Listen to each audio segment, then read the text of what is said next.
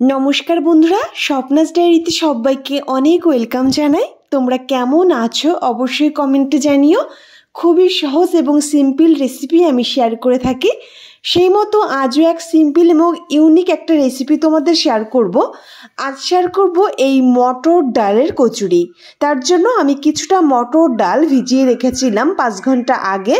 রাত্রে ভিজিয়ে রাখতে পারো বা 5 ঘন্টা আগে ভিজিয়ে রাখলেই হবে। তো সেই ভেজানো ডালটাকে মিক্সিতে পেস্ট করে নিয়েছি, সামান্য জল অ্যাড করেছি 1 চামচ মতো। এবারে অন্যদিকে একটা কড়াই বসিয়ে দিলাম। কড়াইতে দিয়ে দিয়েছি 2 চামচ সর্ষের তেল আর দিয়েছি গ্রেট করা আদা 1 চামচ। তেলের উপর হালকা নেড়ে চেড়ে দিয়ে দিলাম 1/2 চামচ মতো হিং। আদা আর হিংটা হালকা ভেজে নেব, তবে তার আগে এখানে কিছুটা কাঁচা লঙ্কা কুচি অ্যাড করছি। এখানে 3টে কাঁচা লঙ্কা কুচি করে রেখেছিলাম। সব কিছু হালকা ভেজে নিতে হবে। যখন এরকম কালার ধরে আসবে তখন এবার এখানে অ্যাড করে দেব বেটে নেওয়া ডালটা। মিক্সিতে যেটা পেস্ট করে নিয়েছি সেই ডালটা অ্যাড করে দিচ্ছি। তোমরা যে যেরকম পরিমাপ করে রেসিপিটি তৈরি করতে চাইছো সেই হিসাবেই কিন্তু উপকরণগুলো নিতে হবে। তো দেখো আমি কিন্তু খুব বেশি করছি না, মোটামুটি একটা পরিমাপ হবে। রেসিপিটি যেমন টেস্টি হয় তেমনি হেলদিও, এত সুস্বাদু হয় খেতে। একবার তৈরি করে দেখতে পারো। আমরা নর্মালি একঘেয়ে রেসিপি খেতেই থাকি, ইউনিক কিছু একদমই ট্রাই করি না। তাই বলছি বন্ধুরা, এই ইউনিক রেসিপিটি একবার ট্রাই করে দেখতে পারো, তোমাদের খুবই ভালো লাগবে। প্রথমে ডালটা দিয়ে তেলের উপর একটু নেড়েচেড়ে মিশিয়ে নিয়েছি। এবার দিয়ে দিচ্ছি পরিমাণ মতো লবণ, হলুদ গুঁড়ি সামান্য, তার সঙ্গে 1/2 চামচেরও একটু কম ধনে গুঁড়ি আর সামান্য লাল লঙ্কার গুঁড়ি। তোমাদের ইচ্ছা অনুযায়ী স্বাদ মতো লঙ্কাটা অ্যাড করে দেবে। সব কিছু ভালো করে মিশিয়ে নিচ্ছি। মশলাটা দিয়ে ভালো করে মিশিয়ে নিলাম আর এরই সঙ্গে সামান্য চিনি অ্যাড করে দেব, এতে খেতে খুব ভালো লাগবে। ভালো করে মিশিয়ে নিয়ে আরও 1 মিনিট মতো নেড়েচেড়ে মিশিয়ে নিয়েছি। আর একদম শুকনো ভাব হয়ে যখন এরকম ঝরঝরে টাইপের হয়ে গেছে তখন নামিয়ে নিলাম।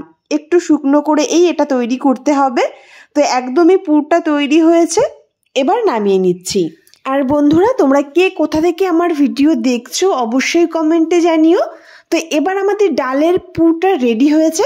এবার অন্যদিকে সেই কড়াইটাকে আবার ধুয়ে বসিয়ে দিলাম। কড়াইয়ে প্রথমেই দিয়ে দেব 1 কাপ মতো জল।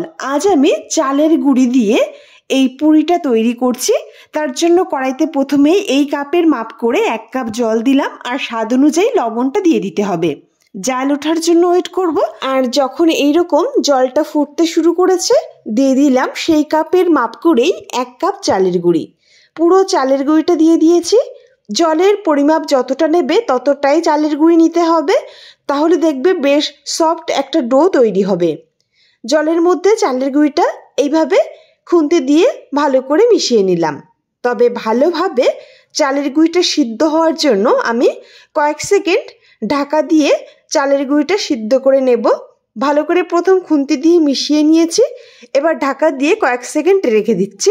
তো কয়েক সেকেন্ড পর ঢাকাটা তুলে নিলাম।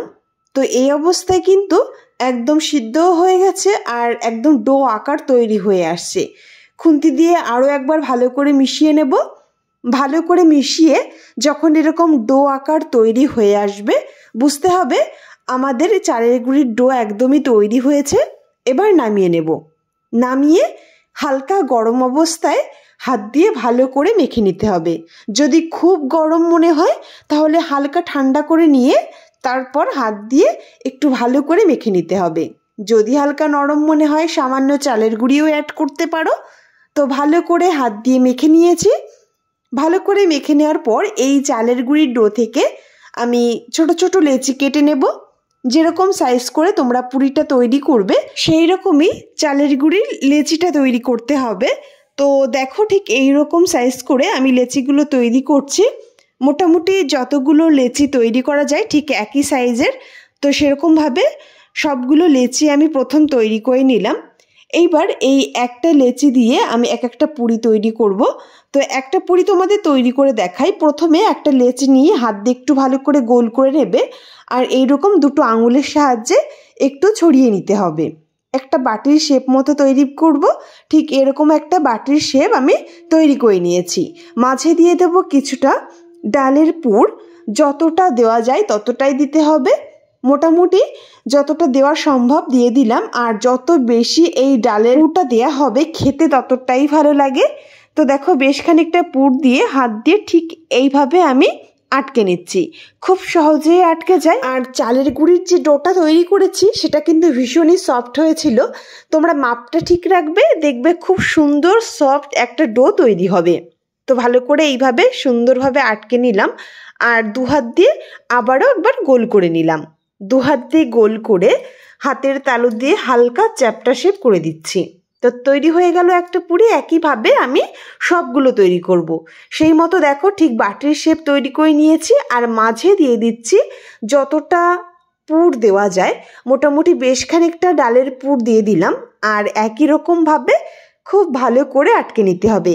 খুব সহজেই আটকে নেওয়া যায়, তৈরি করাও একদমই সহজ। তো দেখো ভালো করে আটকে নিয়ে হাত দিয়ে একটু গোল করে নিয়ে সাইডটা, তারপর দু হাতে তালু দিয়ে একটু চ্যাপ্টা করে নিতে হবে। তো একই রকমভাবে আমি সবগুলো তৈরি করে নিয়েছি। তো দেখো বন্ধুরা, এক এক করে কিন্তু আমার সবগুলো তৈরি করা হয়ে গেল। খুব সহজেই তৈরি করা যায় আর সময়টাও একদমই কম লাগে। তো দেখো সবগুলো তৈরি করে নিয়ে অন্যদিকে কড়াইটা আবার বসিয়ে দিয়েছি। দিয়ে দিলাম অল্প পরিমাণ রিফাইন অয়েল। খুব বেশি তেলে ভাজবো না, একদমই সামান্য তেলের উপর এক এক করে পুরিগুলো দিয়ে দিলাম। আঁচটাকে লো টু মিডিয়ামে রেখে দু সাইডটা ভালো করে ভেজে নিতে হবে। এক সাইড ভাজা হওয়ার জন্য ওয়েট করব। আর এক সাইড যখন হালকা ভাজা হয়ে গেল উল্টে দিচ্ছি। দু সাইডটাই হালকা রং ধরলে কিন্তু নামিয়ে নিতে হবে। তাই এইভাবে আরও অন্য সাইডটাও বেশ ভালো করে ভেজে নিচ্ছি। আর দু সাইডটাই যখন কালার ধরে গেল নামিয়ে নিচ্ছি। তো দেখো বন্ধুরা, ভালো করে ভেজে নিয়েছি, এবার নামিয়ে নেব। এত টেস্টি আর এত হেলদি রেসিপি বাচ্চা থেকে বড় সবারই খুব ভালো লাগবে। আশা করছি তোমরা যদি বাড়িতে তৈরি করো তোমাদেরও ভীষণ ভালো লাগবে।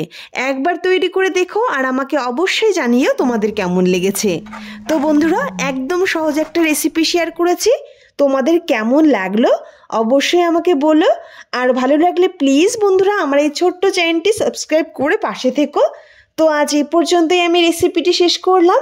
দেখা হবে নেক্সট কোনো নতুন রেসিপিতে। খুব ভালো থেকো তোমরা।